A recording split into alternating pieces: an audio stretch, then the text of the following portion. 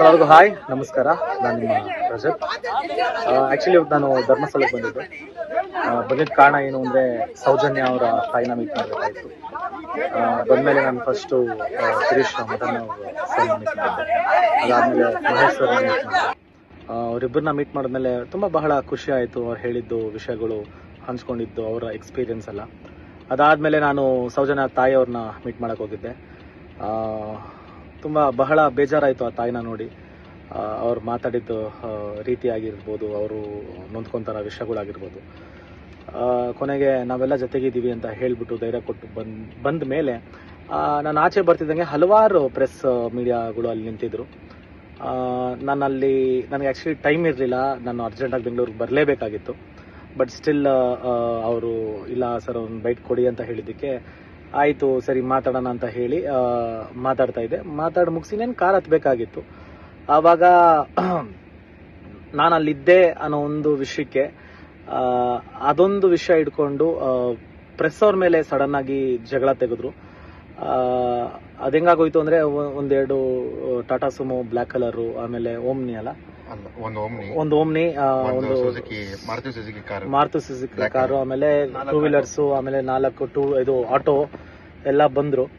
ಬಂದ್ಮೇಲೆ ಅದ್ರ ಸ್ವಲ್ಪ ಜನ ಮಾತಾಡ್ಸೋದ್ರು. ಅದಾದ್ಮೇಲೆ ಇನ್ನೇನು ಇಂಟರ್ವ್ಯೂ ಮುಗಿದ ಮೇಲೆ ಸಡನ್ ಆಗಿ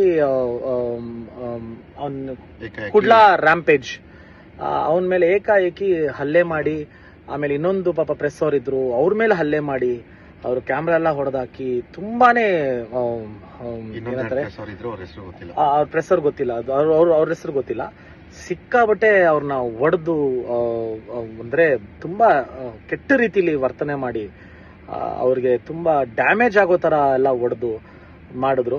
ಆಮೇಲೆ ನನ್ನ ಕಾರಲ್ಲಿ ಕೂಡಿಸಿ ನೀವು ದಯವಿಟ್ಟು ಹೋಗಿ ಸರ್, ನೀವು ಇಲ್ಲಿ ಇರಬೇಡಿ, ದಯವಿಟ್ಟು ಹೋಗಿ ಸರ್, ನಾನು ಏನ್ ತಗೊಡಿತಾ ಇದ್ದಾರೆ, 1 ನಿಮಿಷ ಇರ್ರಿ, ಅವ್ರೇನ್ ತಪ್ಪು ಮಾಡಿದಾರೆ 1 ನಿಮಿಷ ಇರಿ ಅಂದಾಗ, ಇಲ್ಲ ಕ್ಷೇತ್ರ ಬಗ್ಗೆ ಮಾತಾಡಿದ್ರು ಅಂತ.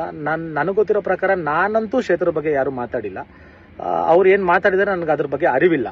ಬಟ್ ಆದರೆ ಇದು ಏಂತಕ್ಕೆ ಈ ತರ ಮಾಡ್ತಾ ಇದ್ದಾರೆ, ಏನು ವಿಷಯ ಅಂತ ನನಗೆ ಗೊತ್ತಿಲ್ಲ. ನನಗೊಂದು ದೊಡ್ಡ ಕ್ವಶನ್ ಮಾರ್ಕ್ ಏನು ಅಂದ್ರೆ, ಬೆಳಗಿನ ಜಾವ ಮಧ್ಯಾಹ್ನ ಟೈಮು ಅದು ನಾವೆಲ್ಲ ಇದ್ದಾಗಲೇ ಇದನ್ನೆಲ್ಲ ಮಾಡ್ತಾ ಇದ್ದಾರೆ ಅಂದಾಗ, ಇನ್ನ ರಾತ್ರಿ ಹೊತ್ತು ಇನ್ನೇನೇನು ಮಾಡಿರಬಹುದು, ಯಾರ್ಯಾರು ಏನೇನು ಮಾಡಿರಬಹುದು, it's been a very big question mark to me.